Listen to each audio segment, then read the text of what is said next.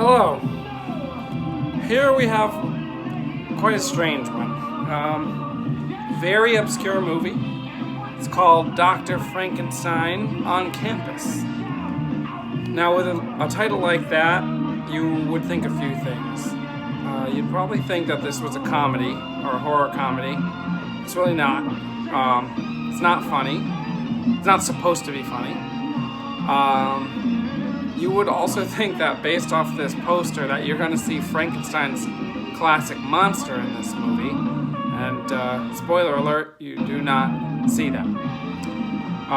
But actually the movie is a little more unique than that. But before we talk about the plot, this movie is our first Canadian entry of 1970. As you can hear by the intro song, it has a lot of hippie culture in it. It's about people. It's about a college student named Victor Frankenstein, and you may or may not know that in Mary Shelley's original book, the mad scientist's name was Victor. In the movie, in the Universal Studios movie from 1931, the classic, the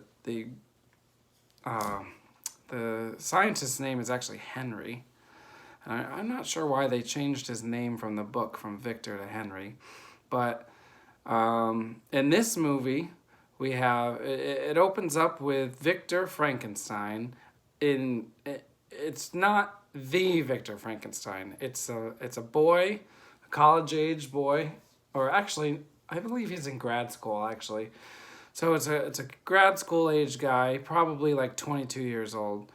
He's attending the University of Ingolstadt, which is the same university that Victor Frankenstein in the book attends. But in this movie, the first scene is him getting kicked out, expelled from the university for illegally fencing.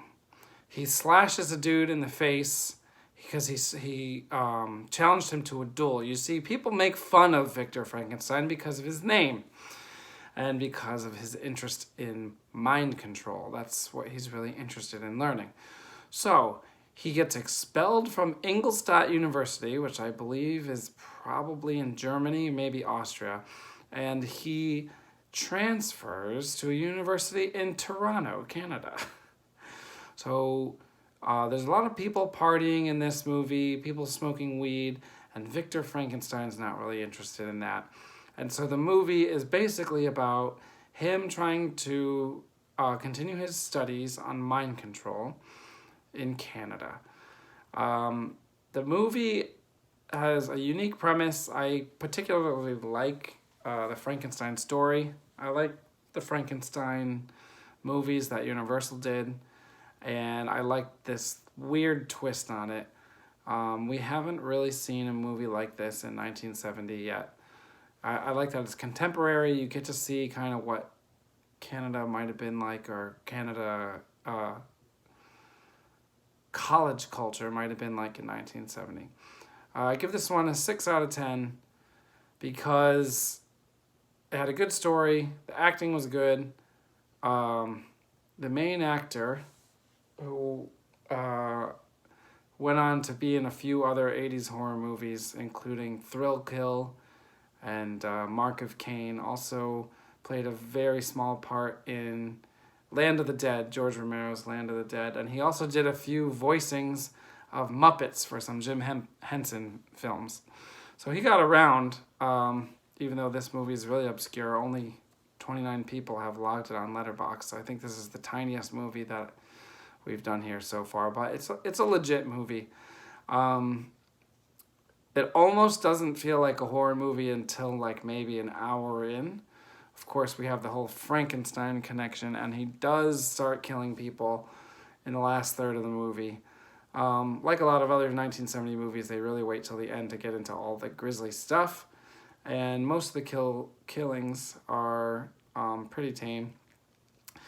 He has a very attractive girlfriend who really likes him, even though partway through the movie he conducts a horrible experiment on her cat and dog.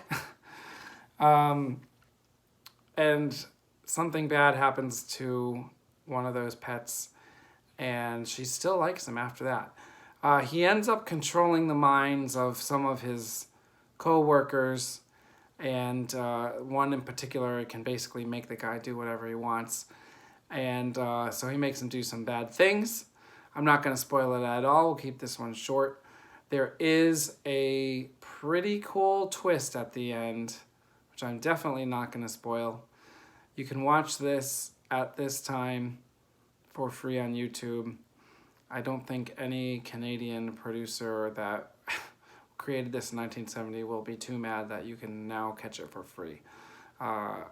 So, 6 out of 10, but some cool stuff happens in it. It's just that it kind of is quite slow for the first hour, but it's kind of worth it. If you like the Frankenstein story, I think this is a cool take.